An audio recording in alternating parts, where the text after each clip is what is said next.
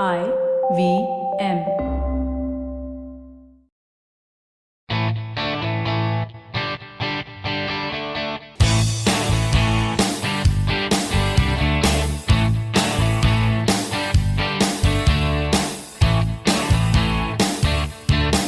Hello and welcome to a brand new episode of the Musafir Stories, India's very own travel podcast, where each week we discuss the story of travelers in their own words and relive their experiences with you, our listeners. Hi guys, I'm your host Saif, and you're listening to the very first episode of the Musafir Stories in 2018. My co-host Faiza and I would like to take a minute to thank all our listeners for the support and love shown during the past year. We're also very grateful to all our guest travelers who have taken time out to share their travel stories and experiences and inspire the rest of us to take up travel. The Musafir Stories wishes you all a very prosperous, healthy and travel-filled new year.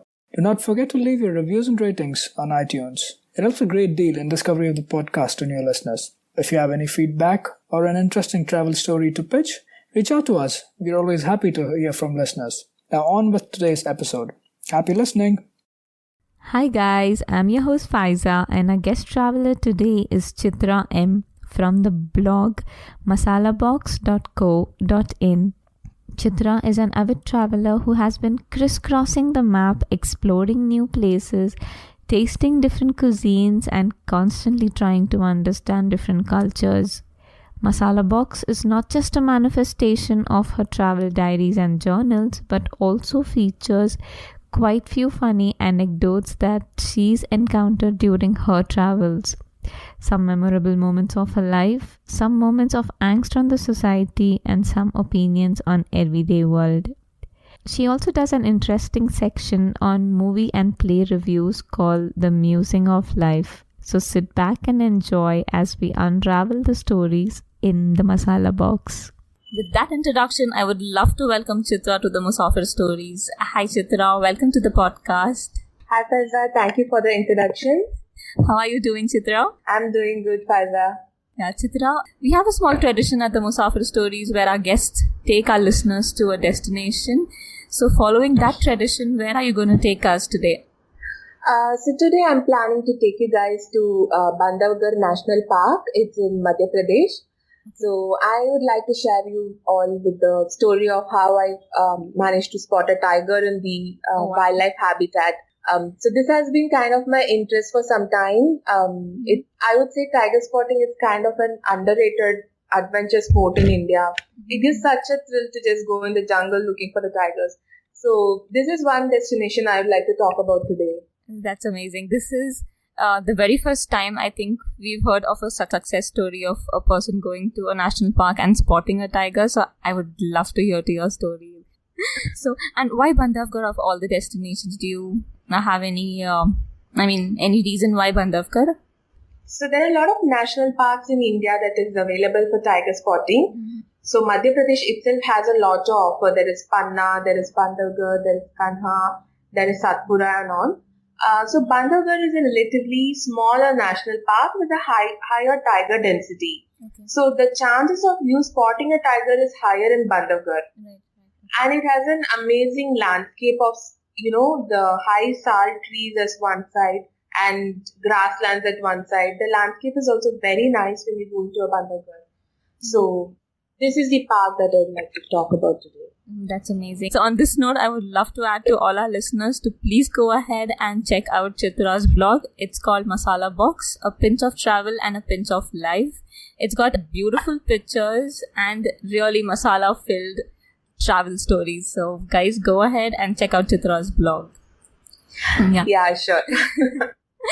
So Chittra, with that said, how did you go about planning for this trip and how long of a trip was this? So Madhya Pradesh itself was a long trip and I did visit Kanha also before Bandhavgarh. Okay. So Bandhavgarh was a one night stay that I did. So, but ideally for any tiger or wildlife safari that you're going for, I would say at least plan 4 to 6 safaris. That would mean 2 or 3 nights. Okay. So the nearest rail route is near Umaria. From Umaria, you might want to take a taxi or a bus to Bandhavgarh. Okay. And so you also have the airports like Jabalpur or Khajuraho, from where you can try to pick your own private vehicle and go to Bandhavgarh. Okay, that's perfect. And how about the lodging? Did you guys have to book the safaris beforehand and check on lodging as well, or is it readily available there? I would say getting a slot of wildlife safari is a bit tough in the national park. So make your bookings advance. You have a website provided by Madhya Pradesh government. It's called forest.mponline.gov.in.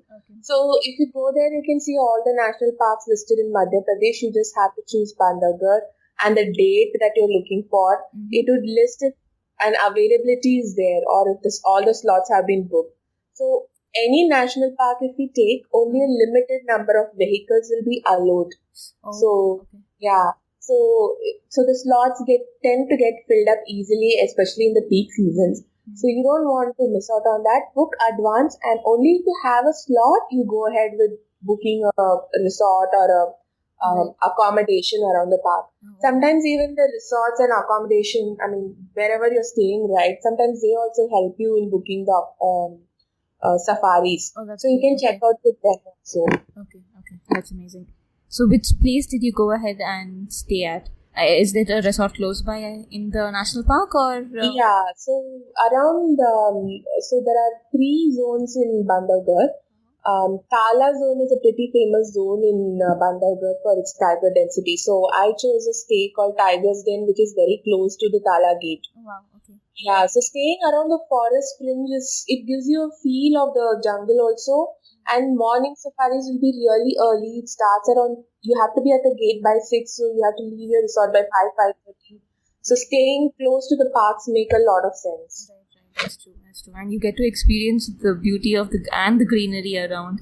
Yeah, so it's usually all villages around the national parks, right? They won't let you go ahead with much development. So it'll be very peaceful, and it's like cutting off from the world, and sometimes you won't have signals. It's really nice to stay around the forest. Absolutely. Because this takes me back to a memory where we had been to Bandhavghar National Park.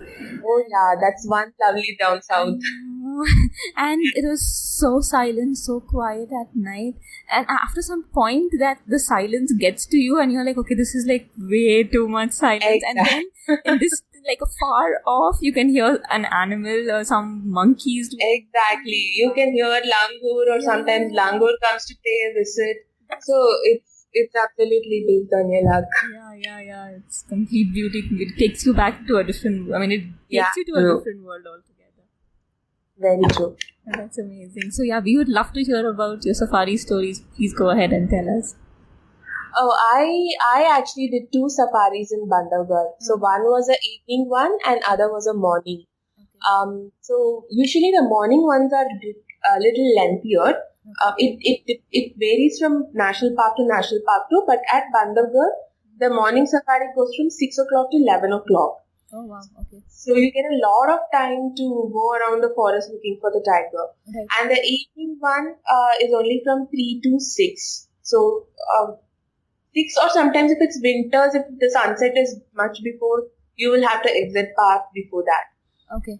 So, to get to these safaris, are there buses and jeeps available from the safari, or how does it go? Yeah, so once you have booked the online slot, you will have the ticket entry to the forest. Okay. So when you go to the forest gate, they will assign you a gypsy and a guide. Oh, okay. So any safari that you go, there will always be a jeep driver and a forest guide coming along with you. Oh, wow. Okay. So they are just amazing. Only they will be able to spot the animals, which is, if it is hidden in the bushes and all that. Mm-hmm. And in a gypsy, you'll be about 6 people can be accommodated in a gypsy. Okay. Sometimes, you can take a private gypsy for yourself too. Like if you're going as a family or a 2-member, 3-member, you can take private gypsy along with the forest guide and the driver. So the gypsy charges and the guide charges will be separate from what you had paid online for the forest entry ticket. Oh, okay. Yeah, so those charges also you will have to keep in mind, and that payment you will make at the entrance. Okay. So, two safaris, one in the morning, one in the evening. So, you guys ended up going to both of them, like the morning and the evening one? Yeah. There is no question of missing any safaris when you are there. Absolutely, yeah. You are there only for the safaris. So if at all they give you more slots, just go ahead and grab the slots and go into the jungle. So we did go the safaris. So evening one, I was not able to spot a tiger. Okay. However, there was a point where the langurs were making a lot of noise. So whenever there is a tiger present, the langurs or the deers, would bark, or the langurs would make a noise telling that there is an animal, that a predator movement is going on. So all of you be alert. So that kind of thing. So that's how you would. So listening to the warning signal is how they track the tiger. Evening, we were standing at a spot for a long time, listening to the call. We were hoping the tiger would come, but the tiger didn't. But there was a group of lot of langurs, so it was beautiful to see all those langurs jumping around and all that. Really nice. Did you guys get to spot any other animals apart from the langurs and the deers? So there were langurs, deers, there were nilgai, there was boar, there was sambar, there is wild dog. That's nice. So you come back with something or the other. It's just not. Yeah. So any safari, for that matter, you have to go with an open mind. It's not like it's absolutely based on your luck if the tiger turns up or not. Many a times, the person before you would have seen, the gypsy before you would have seen a tiger, and you would have missed it by a minute or so. Absolutely, that's absolutely so true. Because that reminds me when Seth and I had been to one of the safari, and we were in a bus, one of those safari buses. You will not believe it. The people on the left side, 3 guys spotted a leopard, and all of us were like so depressed because none of us saw that. And for a second, the animal was gone, and they were like, "It was right there. Didn't you all see?" And we're like, "No, none of us spotted." So like, sometimes it just runs in front of. In one of the national parks, the leopard just ran in front of the jeep. Wow. Before we could realize what just happened, it vanished. So that's the kind of luck that you should be having. That's true. That's amazing. So you guys, in the evening, you all spotted a lot of other animals, but evening usually the sunset was nice, and then we saw other animals. So morning when we set out, we were looking for a tiger. There were many places. So usually they will give you zones within the jungle as where the jeep can go into. Right. So in that assigned zone, your jeep will be moving around to see if there are any pug mark identification or if there is any warning call to spot a tiger. Mm-hmm. So and also based on the previous experience, they'll be able to track. Let's say the tiger came to a waterhole yesterday. Okay. There is a high chance that it might come today also. Right. So we might just go there and wait for the tiger. So a couple of places we were waiting at like this, and at one point we saw a lot of scurried pug marks, like small ones and big ones. Oh my! So that means there's a mother with a cub somewhere around. Wow, that's amazing. And so the guide was like, this should be Spotty. The tiger is called Spotty. So we said the Spotty is here with the cubs. We should be able to see it somewhere. And then we were driving slowly, and the small pug marks disappeared, and only the big pug marks proceed further. So he was like, okay, the mother has hidden the cubs somewhere in the bush, and if the mother has gone, either to drink water or for a hunt or something. Wow. So we came around, but we couldn't spot the cubs. They were very tiny, so probably should have hidden it properly. And then we went to a point where the pug mark disappeared. We were waiting for 1 hour. Then we went to have a small picnic breakfast. We were done. Then we were waiting for another hour. There was actually no sign. But then suddenly there was a langur call, and our guide was like, he was so keen to identify from where it was coming. He drove just there, and the tiger was coming with a kill. Oh my God. This amazing. So she had a fawn, a small deer. So she had this fawn for her cubs, and she was really like fawn, and she was so huge. I almost lost my breath. I was just watching, and the guide was like, take a video, take a video. I was just trying to click pictures. I was just so nervous. I couldn't. It was an amazing moment. And she was so cute, just passing right in front of the Jeep.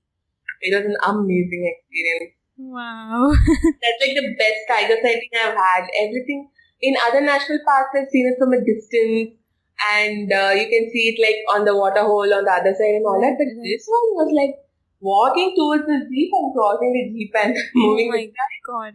And she had a prey in her mouth. Yeah, she had a prey in her mouth. Oh wow! Amazing experience. And me and just one other jeep was there. Oh. So we were the lucky two jeeps. Yeah, it's amazing. Yeah. It was worth the wait then. Yeah, it was worth the wait. We were just standing. It was almost like 2 hours, but we were, you need a lot of patience also, and we told the guide also, we are okay, just following your instinct. If you ask us to wait, we will wait. No problem with that. And did you guys get to spot the cubs as well? Or no, we couldn't see the cubs. So she moved. Once she crossed the path and she went into the jungle with the fawn, we lost track of her. Oh, okay. And then it was also almost towards the closing time of the park. So he was like, let's not go behind the cubs also. And we were like, okay, happy. Yeah, I know you spotted it. Yeah, the sighting itself was very good. I was like happy, very happy. No problem with the cubs. Amazing. And the pictures on your blog, again, I have to add to the listeners. Please go ahead and see the pictures. They are really beautiful pictures of the tiger. The best picture is when the tigress is looking at the camera with the prey in her mouth. Yeah, exactly. That's an amazing shot.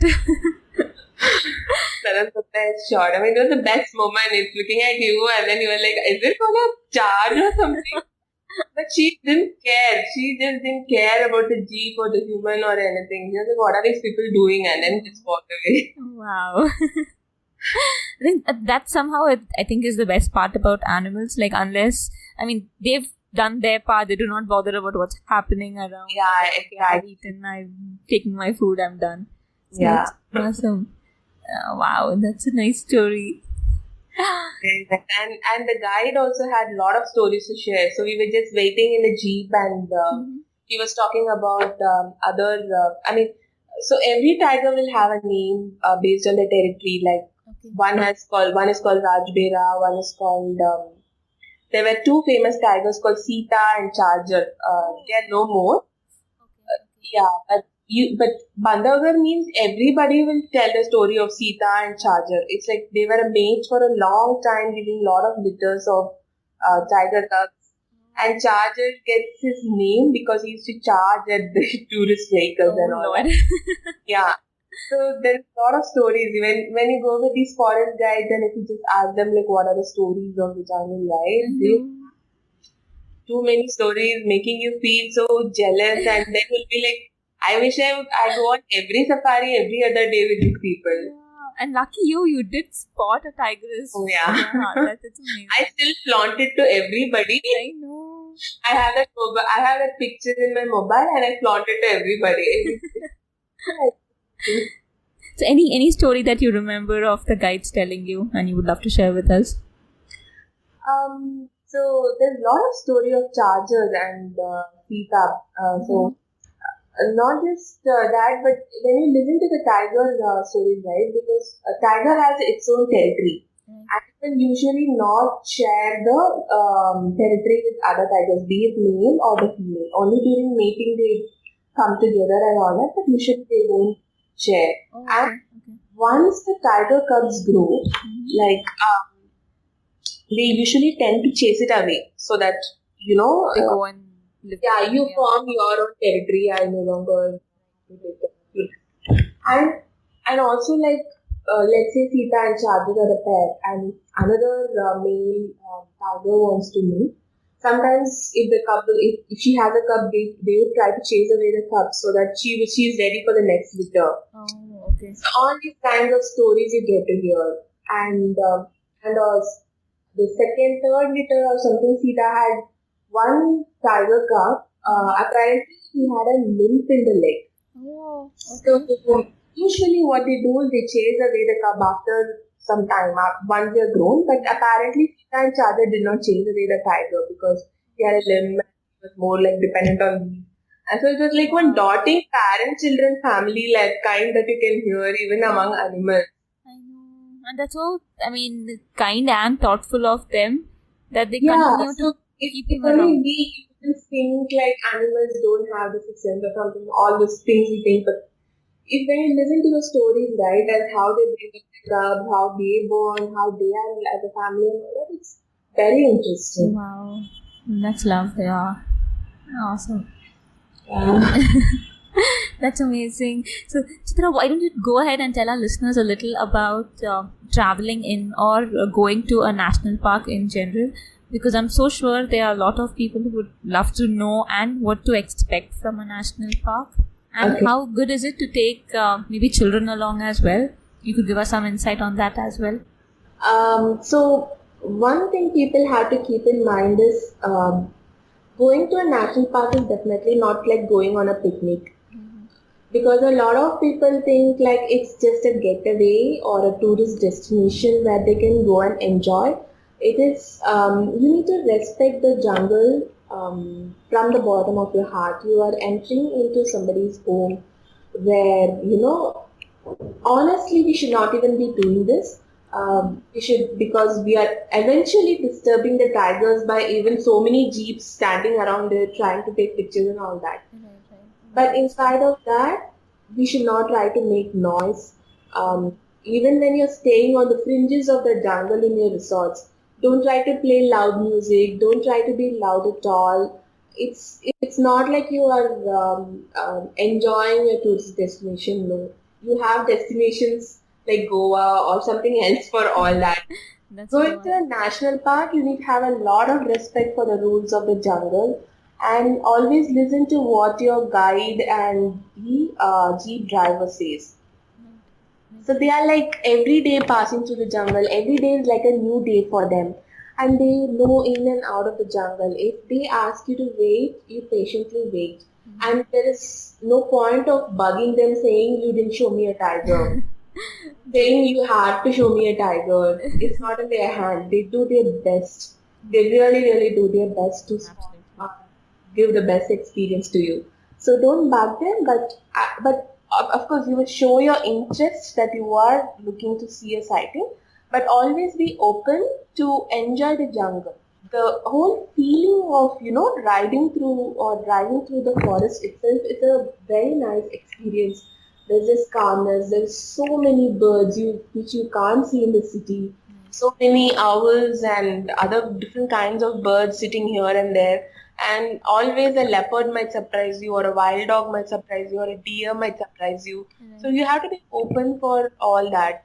And also, one other thing is when we come to children, I would say don't try to take any kid who's like, less than 5 years or 6 years. You are going to be in a jeep for like 6 hours together and you have to maintain silence. Which is very difficult if you have a kid. You can't make the kid understand that just be quiet for the next 6 hours. That's going to happen to the kid. So it's better to not put the kid through such things. And he's also not going to understand much as where the importance of being silent in the national park and all that. That's very well said, Yeah. And the other thing is not to disturb the wildlife in general. Like sometimes you get so excited on seeing the tiger. People tend to shout or sometimes make small noises for the tiger to turn to you so you can take the perfect picture. That's absolutely wrong. So don't try to do all such things. Just go with an open mind and just pray that God gives you a lot of luck to, have some good sightings. Be whatever animal it may be, just have some good sightings, have some good experiences, and get a good camera and just get into the jungle open-minded. Amazing. That's perfectly well said. Because that's true. I mean, we all need to go with open minds and respect the part that we are somehow entering their house. Yeah, Exactly. true. It's their territory that we are entering and we need to respect that. and enjoy your trip also at the same time. So thank you so much, Chittra. You have been an amazing guide to us. It feels like I've gone there and seen the tiger and I'm back home again. Oh wow, nice. And I think your pictures did help and your story on the blog as well. So listeners, go ahead, check out Chitra's blog. It's called the masalabox.co.in. You all have to go and see the beautiful pictures and the beautiful stories that she's written. Chittra, thank you so much for being a part of the Musafir Stories, and I hope that we travel someday soon to Bandhavgarh and experience the joy of it. Oh, sure, Faiza. That was yet another great episode of the Musafir Stories. If you guys like the show, please subscribe to us on iTunes, Audioboom, Stitcher, Pocket Radio, or any other podcasting app that's available on iOS or Android. You could also follow us on Facebook, Twitter, and Instagram. We go by the handle The Musafir Stories. Or, if it suits you, you could email us at themusafirstories@gmail.com and visit our website www.themusafirstories.com for more information. All of these links will be made available in the show notes section of the podcast. So here's to more traveling, sharing, and inspiring. Stay tuned for our next episode. Until then, happy travels and goodbye.